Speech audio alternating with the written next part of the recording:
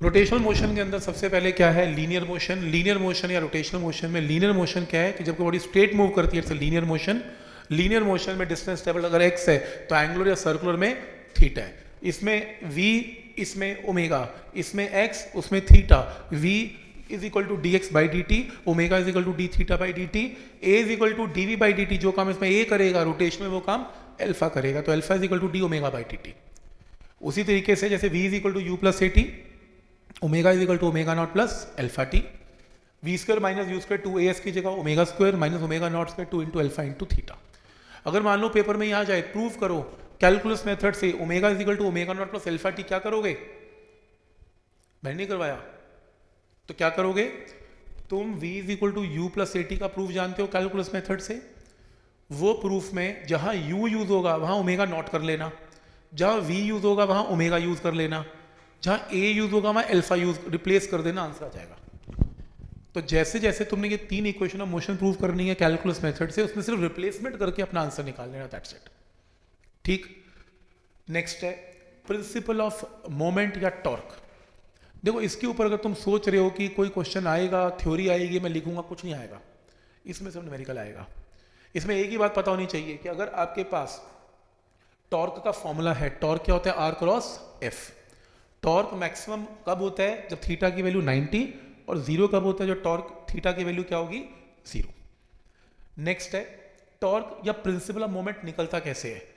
अगर मान लो किसी बॉडी पे फोर्स लग रही है F और इसका एक्सिस ऑफ रोटेशन है और इसका परपेंडिकुलर डिस्टेंस यहां से कितना है h, तो टॉर्क की वैल्यू क्या होगी? F into H, force into perpendicular distance from the axis, ये इसका टॉर्क है।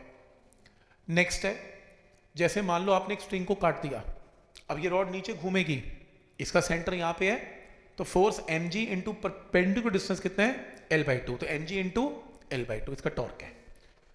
जैसे इसके अंदर इस टाइप की प्रॉब्लम आ सकती है, आपके पास ये एक बार है, रॉड है, 2 नाइफ चाकू के ऊपर उसको टिका के रखा हुआ है और इक्विलिब्रियम में है, और आपको क्वेश्चन में ही गिवन है कि नॉर्मल रिएक्शन यहाँ पर n1 n2 में लगा रहा हूँ और n1 n2 की वैल्यू आपको निकालनी है। सेंटर ऑफ मास के ऊपर इसका वेट 4g है और एक एक्स्ट्रा वेट यहाँ पे टांग रखा है 6g। सारे डिस्टेंसेस आपको गिवन है 5, 25 और 35। तो सबसे पहले ये सिस्टम किस में है? इक्विलिब्रियम में है, तो ऊपर नीचे मूव नहीं कर पा रहा। अगर ऊपर नीचे मूव नहीं कर रहा तो n1 प्लस n2 किसके इक्वल है? Wait 6g plus 4g। First equation लिख लेना, ऊपर की फोर्सेस इक्वल टू नीचे की फोर्सेस। फिर निकालना टॉर्क। अब टॉर्क कैसे निकलता है? सेंटर ऑफ मास को एक्सिस मानो, n1 का टॉर्क क्या होगा? n1 force into perpendicular distance यहां से कितना है? 25। इसका टॉर्क क्या होगा? n2 इंटू परपेंडिकुलर डिस्टेंस कितना है? 35। इसका टॉर्क क्या होगा? 0, क्योंकि तो खुद सेंटर ऑफ मास पे एक्ट कर रहा है। और इसका टॉर्क क्या होगा? 6g इंटू दिस डिस्टेंस, और ये डिस्टेंस कितना है? 5। अब इसके अंदर अगर आप ऐसे फोर्स लगाते हो n1, तो बॉडी कैसे घूमेगी? क्लॉकवाइज। n2 फोर्स कैसे घुमाएगी? एंटी क्लॉकवाइज, ऐसे घूमेगी, इस रॉड को ऐसे घूमना है। और 6g फोर्स कैसे घुमाएगी? Again anti clockwise. तो 2 टॉर्क एंटी क्लॉकवाइज है और 1 टॉर्क क्लॉकवाइज है। तो तुम एंटी क्लॉकवाइज टॉर्क और क्लॉकवाइज टॉर्क को इक्वेट कर देना, क्योंकि इक्विलिब्रियम में, रोटेशनल इक्विलिब्रियम में बॉडी मूव भी नहीं कर रही, घूम भी नहीं रही। तो एक फोर्स ट्रांसलेशन इक्विलिब्रियम से, एक रोटेशनल इक्विलिब्रियम से। इन दोनों में n1 n2 वेरिएबल है, साइमल्टेनियसली सॉल्व करके n1 n2 की वैल्यू निकाल लेना, आंसर आ जाएगा। तो एक प्रॉब्लम अगर आएगी तो इस फॉर्म में आपकी प्रॉब्लम आ सकती है। इसके बाद आपको जो प्रॉब्लम आएगी वो रोटेशनल काइनेमेटिक्स की आ सकती है। जैसे instead of giving v equal to U plus A T का numerical, omega is equal to omega naught alpha T का न्यूमेरिकल आ सकता है। फॉर एग्जांपल, एक पॉइंट मास है, वो रोटेट कर रहा है with angular velocity omega naught पता है, रेडियंस पर सेकंड ओमेगा नॉट पता है। थोड़ी देर में इट्स की वेलोसिटी बढ़ गई, कितनी होगी? 4 हो गई, ओमेगा पता है। और कितनी देर में? 2 सेकंड में। अल्फा निकालो, अप्लाई कर लो, omega is equal to omega naught plus alpha T, यहाँ से अल्फा की वैल्यू कैन बी कैलकुलेटेड। ऐसी वो करें एंगल निकालो, थीटा निकालो, तो थीटा निकालने के लिए omega naught T plus half into alpha T square. तुम्हें क्वेश्चन में ओमेगा नॉट पता है, टाइम पता है, अल्फा पता है और टाइम पता है, यहाँ से थीटा कैन बी कैलकुलेटेड। जैसे वो कहेगा एक बॉडी है और बॉडी कवर θ1 रेडियंस, बॉडी θ1 घूमती है 2 सेकंड में, अगले 2 सेकंड में θ2 और घूम जाती है और बॉडी रेस्ट से स्टार्ट होती है। तो रेशियो निकालो θ1 और θ2 की, तो पहले ये अप्लाई करेंगे इक्वेशन ओमेगा नॉट 0, क्योंकि बॉडी रेस्ट से स्टार्ट हुई, तो फर्स्ट केस में एंगल थीटा 1 है, 0 + ½ इंटू अल्फा इंटू 2 का स्क्वायर। दूसरे केस में एंगल शुरू से कितना हो गया, थीटा मतलब थीटा 2 है, ½ इंटू अल्फा इंटू 4 का स्क्वायर, क्योंकि शुरू से टाइम 2 + 2 4 हो गया। इन्हें डिवाइड कर लेना, थीटा 2 और थीटा 1 की रेशियो आ जाएगी, अपना आंसर आएगा। ये रोटेशनल काइनेमेटिक्स की प्रॉब्लम है जो पता होनी चाहिए। उसके बाद कॉन्सेप्ट है मोमेंट ऑफ इनर्शिया का।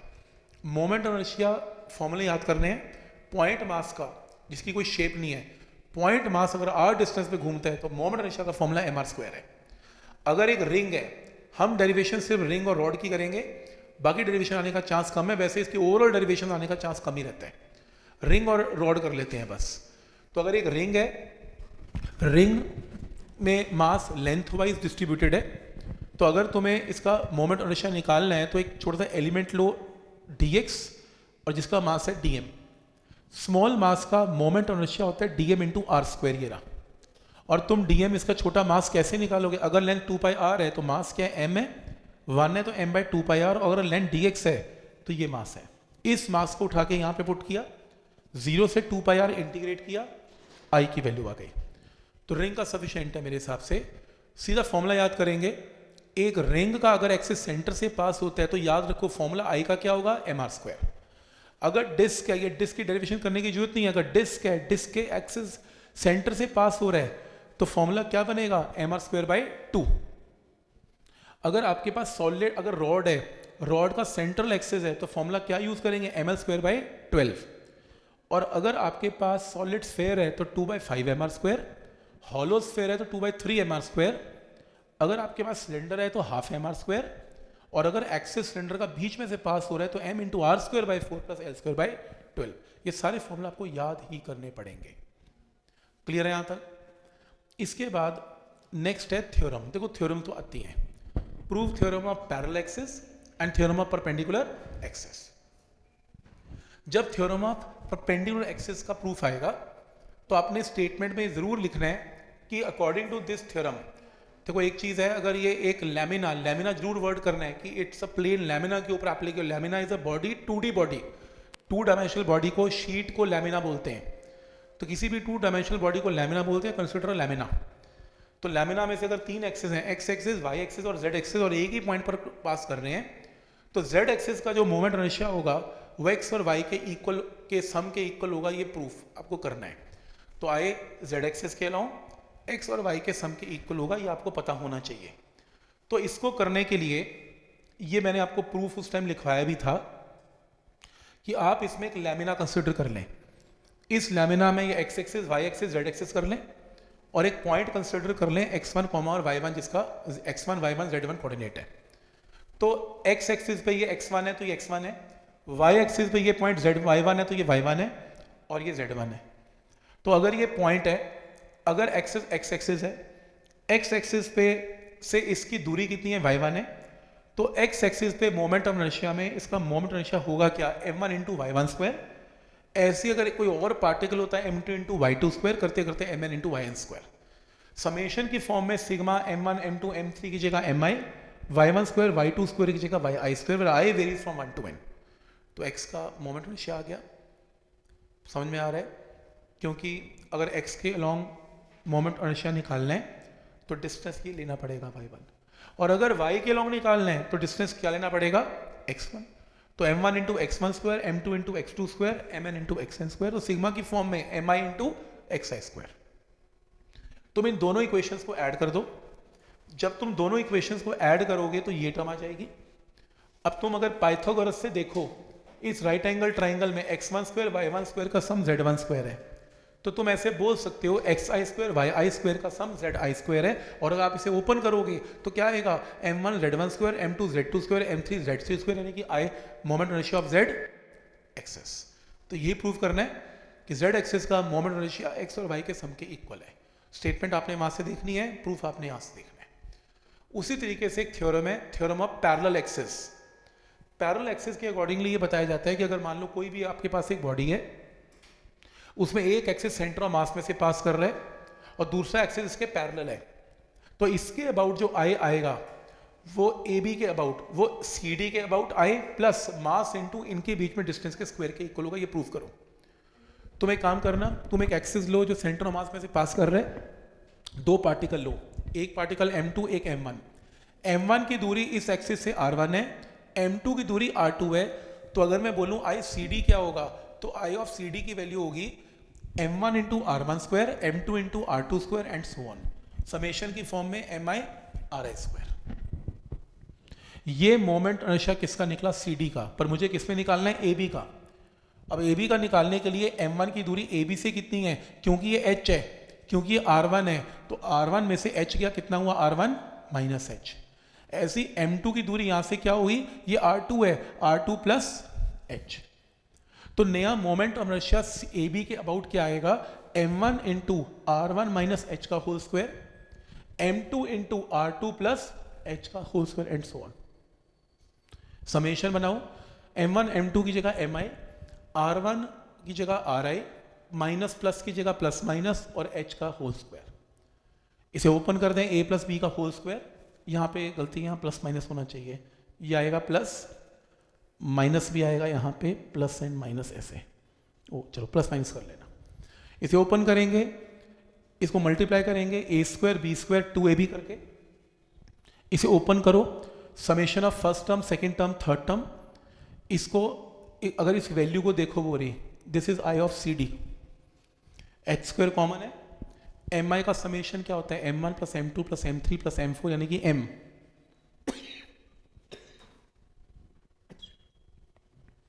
और लिख देना mi ri में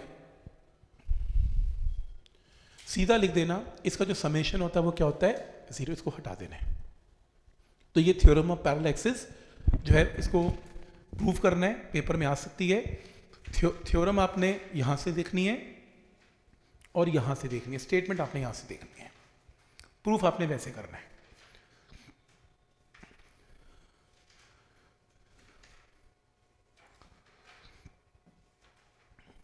ये कंपटीशन का है।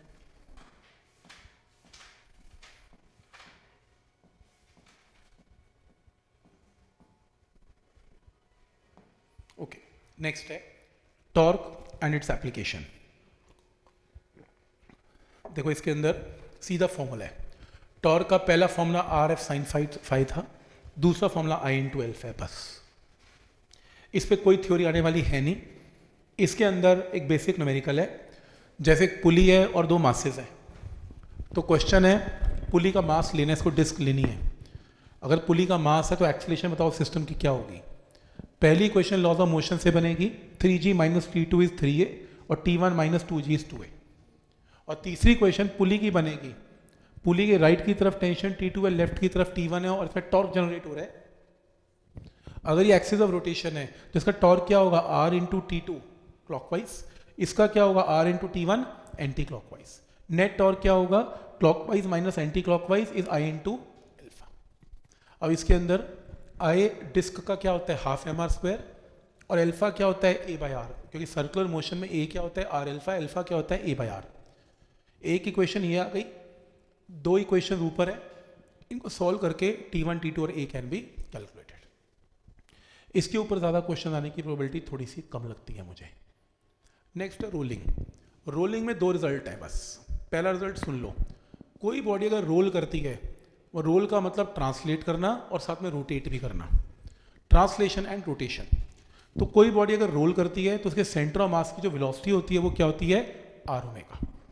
कोई बॉडी रोल करती है तो सेंटर ऑफ मास की वेलोसिटी आर ओमेगा, याद रखना। कोई बॉडी अगर रोल करती है और वो एक्सेलरेट भी करती है, उसके सेंटर ऑफ मास की वेलोसिटी आर एल्फा, याद रखना। v is equal to R omega, A is equal to R alpha. दो रिजल्ट्स हैं, प्रूफ नहीं करना आपने, कुछ नहीं करना, बस इन रिजल्ट को हाईलाइट कर लो।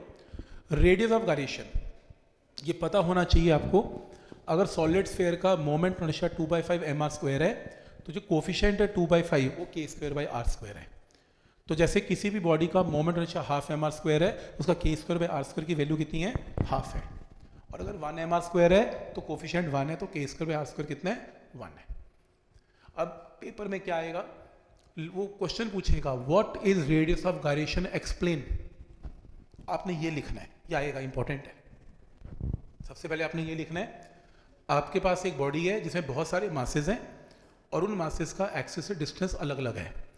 तो आप लिखेंगे उसका मोमेंट इनर्शिया क्या होगा, m1r1 square m2r2 square mn rn square. अगर same concept radius of gyration में लिखा जाता तो गायरेशन में m1 m2 मासेस नहीं लिए जाते, टोटल मास लिया जाता है, और टोटल मास का गायरेशन कितना है k, m k स्क्वायर। दोनों का मतलब एग्जैक्टली सेम है।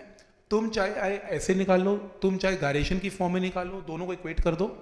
इक्वेट करके m नीचे आ गया। अब m1 m2 m3 बहुत सारे पार्टिकल है और मान लेते हैं सभी पार्टिकल का मास भी सेम है m, ऐसे n नंबर ऑफ पार्टिकल है तो टोटल मास क्या होगा n इंटू एम, डिनोमिनेटर की जगह m into N, m1 m2 की जगह m और m कैंसिल, k की वैल्यू आ गई। यहां तक लिखना है। फिर आपने डिफाइन करना है radius of gyration is root, average को बोलते हैं mean square of all perpendicular distance of the particle from the axis of rotation. तो radius of gyration root mean square है सभी डिस्टेंसेस के जो कि परपेंडिकुलर डिस्टेंस है। ये पूरी थ्योरी के साथ, मैथमेटिकल के साथ ये डेफिनेशन बना के आनी है। ठीक है यहाँ तक। अगर ये नहीं आएगा तो ये आएगा, इंपॉर्टेंट है। वो कहेगा कि मान लो आपके पास एक इंक्लाइन प्लेन है, एक बॉडी रोल करती हुई नीचे आ रही है, तो आपको सेंटर ऑफ मास की एक्सीलरेशन बतानी है। टीचर की अपनी मर्जी है, वो इस बॉडी का नाम सिलेंडर रखे, स्फीयर रखे या रिंग रखे। तो आपने स्टार्ट यहीं से करना है। इंक्लाइन प्लेन बनाना है, M G sine M G cos बनाना है, नॉर्मल रिएक्शन एन बनाना है, फोर्स ऑफ फ्रिक्शन एफ बनानी है। क्योंकि बॉडी रोल कर रही है तो इसमें दो मोशंस होंगी, translation as well as rotation. Translation centre of mass पे लगेगा। इक्वेशन क्या बनेगी, M G sine theta minus F is M A, first equation. दूसरी इक्वेशन क्या बनेगी, टॉर्क की। टॉर्क कैसे, ये M G sine theta centre of mass पे एक्ट कर रहा है, एक्सिस पे एक्ट कर रहा है, ये तो टॉर्क जनरेट नहीं करेगा। एफ करेगा, कितना करेगा, आर इंटू एफ। तो R into F torque generate करेगा। आर एफ क्या होता है, आई टाइम्स एल्फा। टॉर्क के दोनों फॉर्मूला लगा दो, आई एल्फा भी टॉर्क है, आर एफ भी टॉर्क है। यहां से एफ निकाल लो, इस एफ को यहां पुट कर दो। जब ऊपर पुट करोगे तो ये टर्म आएगी। एल्फा क्या होता है, ए बाई आर। एल्फा की जगह ए बाई आर पुट कर दो तो ये टर्म आएगी। Acceleration centre of mass common निकाल लो, इस पूरी टर्म को इससे डिवाइड कर दो तो एक्सीलरेशन सेंटर ऑफ मास आएगा। और मोमेंट इनर्शिया आई की वैल्यू क्या है, एम के स्क्वायर। एम काट दो यहां से, यहां तक करके आना है। ये करने के बाद अगर आपके क्वेश्चन पेपर में लिखा हुआ है कि बॉडी एक रिंग है तो एंड में स्पेशल केस बना के आना, K square by R square ring का 1 है तो यहाँ 1 पुट करके आंसर। अगर टीचर ने कहा कि तो डिस्क है तो K square by R square half put करके आंसर। अगर कोई कहेगा ये सॉलिड स्फीयर है तो K square by R square 2/4 put करके आंसर। तो ऐसे करके आना है, डिपेंडिंग की क्या फिगर आपको गिवन है। इसके बाद जो नेक्स्ट है रोटेशनल काइनेटिक एनर्जी। कोई बॉडी अगर स्लाइड करती है या ट्रांसलेट करती है तो एनर्जी सिर्फ हाफ एम वी स्क्वायर है।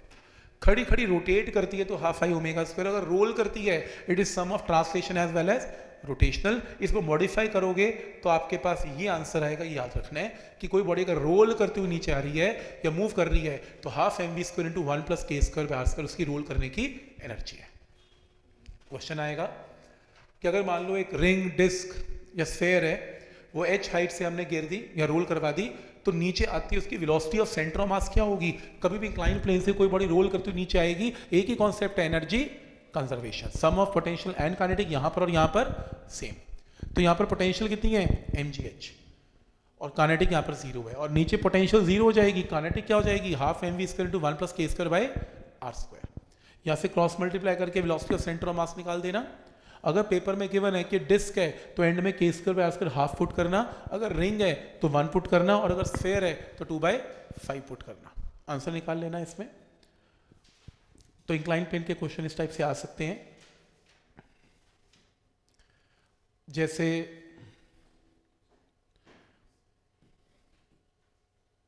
ये नहीं आएगा प्योर रोलिंग, फ्रिक्शन, ये कुछ नहीं आएगा इसमें से।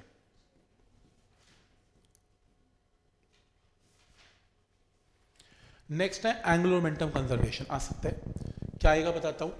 पहले तो फॉर्मूला सीख लो। एंगुलर मोमेंटम का L is R into P, R cross P, R P sine phi. और दूसरा एक और फॉर्मूला है और वो है I टाइम्स ओमेगा। दो फॉर्मूले होते हैं L के। इसके अंदर एंगुलर मोमेंटम निकलता कैसे है, जैसे टॉर्क निकलता है R इंटू एफ या force into perpendicular distance. Angular momentum होता है linear momentum into perpendicular distance. Linear momentum क्या है, mv, और परपेंडिकुलर डिस्टेंस क्या है, h, तो mv इंटू h। ये पहला रिजल्ट है। जैसे प्रोजेक्टाइल के टॉप मोस्ट पॉइंट पर L निकालो, एंगुलर मोमेंटम निकालो, तो प्रोजेक्टाइल के टॉप पॉइंट पर लीनियर मोमेंटम क्या है, m into V cos theta, और डिस्टेंस कितना परपेंडिकुलर HM, तो इन दोनों को मल्टीप्लाई करके एंगुलर मोमेंटम L आ जाएगा। तो लीनियर मोमेंटम इनटू डिस्टेंस, ये पक्का आएगा पेपर में। प्रूव करो torque is equal to DL by dt, या आएगा प्रूव करो torque is rate of change of angular momentum, rate of change of angular momentum. तो पहला स्टेप ये लिखें, L vector is R cross P, दोनों तरफ d बाई dt लगाएं, इसको ध्यान से मल्टीप्लाई करें, u इंटू वी का फॉर्मूला, पहले differentiation of first term cross P as it is, फिर R cross as it is, dP by dt as it is. तो यहाँ पे dP बाई dt क्या है F, dR बाई dt क्या है V, P क्या है मास इंटू वेलोसिटी, और V का खुद के साथ क्रॉस प्रोडक्ट 0, और R क्रॉस F क्या होता है torque, torque is equal to DL by dt, important है मार्क कर लें, आएगा। नेक्स्ट है केपलर सेकेंड लॉ, आएगा, इसका प्रूफ बहुत इंपॉर्टेंट आएगा। Prove that areal velocity of a planet is a constant, और ये ग्रेविटेशन चैप्टर में भी आ सकता है, ये ग्रेविटेशन चैप्टर में भी आ सकता है, ये ग्रेविटेशन चैप्टर में भी आ सकता है, ये ग्रेविटेशन चैप्टर में भी आ सकता है। तो केपलर लॉ का proof second law, areal velocity of a planet is a constant, तो इसके अंदर या तो आएगा prove that areal velocity of a planet is a constant, या आएगा prove Kepler second law of planetary motion, या फिर आएगा कि geometrical significance of angular momentum prove करो, geometrical significance of angular momentum. तो आप यहां पर एक प्लैनेट बनाएं, ये प्लैनेट सन के आसपास घूम रहे हैं, ये आर वेक्टर है, डेल्टा आर वेक्टर बनाएं, तो एरिया वेक्टर क्या होगा half into base into height, half into R cross delta R. इसमें डेल्टा टी से डिवाइड करें, delta R by delta T क्या होता है वी वेक्टर, मास से मल्टीप्लाई डिवाइड करें, m into V vector P vector होता है, और फिर R cross P L vector होता है।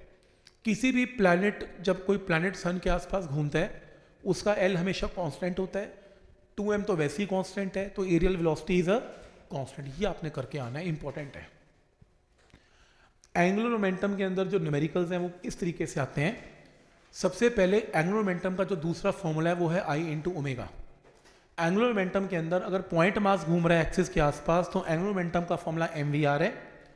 इसमें क्वेश्चन ऐसे आएगा, अगर अर्थ सन के आसपास घूम रही है तो इसकी वेलोसिटी यहाँ पर v1 और यहाँ पर v2 है, तो इसमें m into V1 into r1 is a constant, mvr is a constant, क्योंकि सन का एंगुलर मोमेंटम हमेशा कॉन्स्टेंट होता है। या v into R is a constant, यानी कि जब सन की दूरी बढ़ जाएगी तो वेलोसिटी घट जाएगी, और अगर दूरी घट जाएगी वेलोसिटी बढ़ जाएगी, क्योंकि v into R is a constant. इसमें ये आएगा, अगर अर्थ घूमती घूमती श्रिंक होकर छोटी हो जाए, मास रिमेनिंग दी सेम, और रेडियस r से r बाई n हो जाए, तो नया टाइम पीरियड क्या होगा। अगर अर्थ कभी भी घूमती घूमती छोटी हो जाए, एक ही रूल है, I1 omega 1 is I2 omega 2। पहले अर्थ घूम रही थी, आई स्फीयर का क्या था 2/5 mr², और ओमेगा क्या था 2π/24 आवर्स। फिर क्या हुआ 2/5 m r/n का स्क्वायर, क्योंकि रेडियस r से r बाई n हो गया, और 2π/t2 सॉल्व करके क्या आ गया t2, तो t2 की वैल्यू आ जाएगी। ठीक, तो ये आपको पता होना चाहिए।